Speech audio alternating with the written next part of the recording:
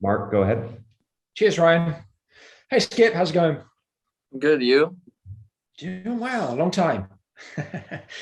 um, so there's been a lot of talk about Copa Tejas. A lot of questions have been asked of Josh and occasionally the players.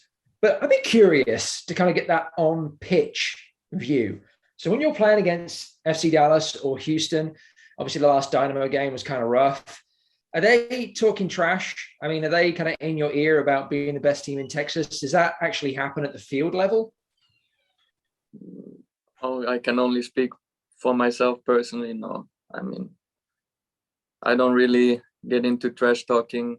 I think it just takes the focus off of your ability. The only person I talk to is the referee most, which has been a lot this year, but not with opposing players. At least they haven't done it with me, so I can't really answer more than that.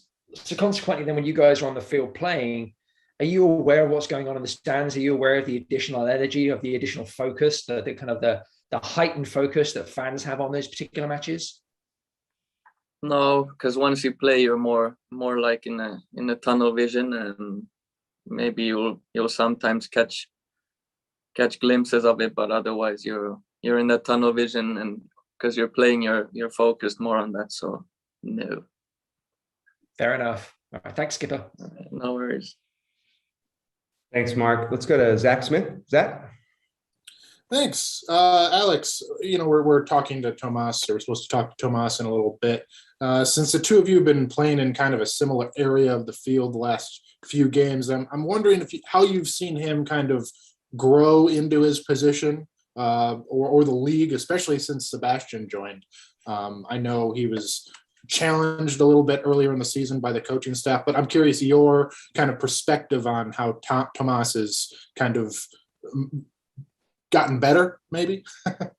Yeah, I think first and foremost, since he's dropped a bit deeper, you can see the workload he puts in. I think he works a lot for the team. I think that might go a little bit unnoticed, but the way we play, it's a lot of running in the midfield as well, and I think he's helped us there tremendously. And he's gaining more and more confidence to bring out his strengths. But I think the way he's put the team first in terms of doing his defensive duties and really working hard has been something really nice to see. I also wanted to ask about, you're obviously the captain, so players look to you for some leadership, and sometimes that might involve kind of navigating through some rough waters. And I'm curious what your message to the team has been over the last few weeks. I know obviously the playoffs are out of the question now, but what have you been telling the team just in terms of keeping their heads kind of in it? Yeah, I mean, you want to preserve your dignity. You want to play to win every game, and the least you can do is give your all. I know sometimes you have off days and whatnot, but that should never impact the work rate, the fight. And I think also in terms of next season, you have to end the season on a good note. So that's why last Sunday it was tough to take, because we didn't perform well, and I think some of those qualities we lacked, and especially if we weren't as good as we have been on the ball. Sometimes there are other things you have to bring always, no matter what. So I think that's somewhere where everyone has to look in the mirror and ask themselves if they gave their all.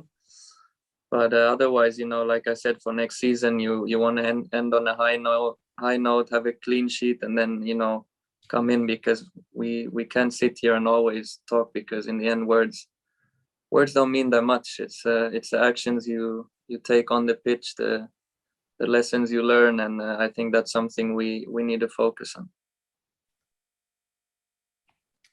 Thank you, Zach. We'll go to Cameron Kubek. Cam, go ahead. Hey, Alex, just wanted to ask you quickly about the supporters. Obviously, regardless of result this year, the support within Q2 Stadium has been something that's been consistent. So what does that mean to you guys on the pitch to have that as a constant at every home game throughout the inaugural season? I mean, it's hard to put in words the support we've received this year. I'm sometimes been embarrassed that we haven't done a better job of paying that back, because I've been in MLS for 5 years now, and I haven't been somewhere where it's been that continuous, no matter how you do. Yeah, and that's something, deeply appreciated. But like I said, in the end, words start to fade. We have to give it back by winning games and by being successful. And we have everything, lined up here with the city, the stadium, the fans, the buzz around the team. So evidently it'll be up to us to reward them and then reward ourselves in the same process. Definitely. And then last one from me would just be, as you look ahead to these last 4 games that are left in the season now, what are you and the rest of the team really looking to get out of those 4 games? Yeah, I mean, we have to go all out. It's 4 games left. We have to, give it our all. But like I said, words, I keep saying this, I know today, but like actions have to follow in that term. And we've been playing better in the last weeks, if you exclude the San Jose game. And that's somewhere where we have to keep building on, especially then for next year. Thanks, Alex. Great. Well, unless go ahead, Mark. Sorry, just one question just occurred to me, Ryan. Alex, a lot's been said about Wednesday's game. People have been very kind of honest, put their hand up and said, I didn't play well. We didn't play well as a group. Obviously, you've had a chance to process that now and talk about that as a group. Do you have a better sense of kind of what happened on Wednesday? Because arguably you had your strongest team out there. So how did it all go so wrong, kind of universally? Yeah, I think we had below par performances. I think especially in the first half, the way the game was set up, there were possibilities for us to play through, but we were sloppy. It was hard because they man mark. We knew that, but we had a game plan, but we just didn't execute it well. And then we get two goals in the second half, where if we just have to be smarter, dirtier, make the foul just the way they did whenever we had a breakthrough.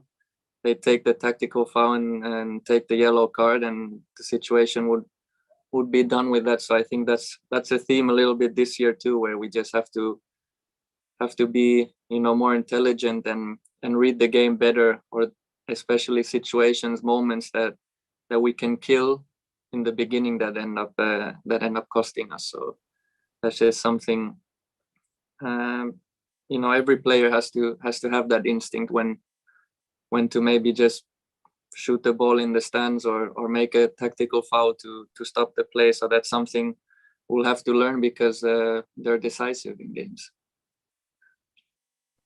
Great. Thank you very much.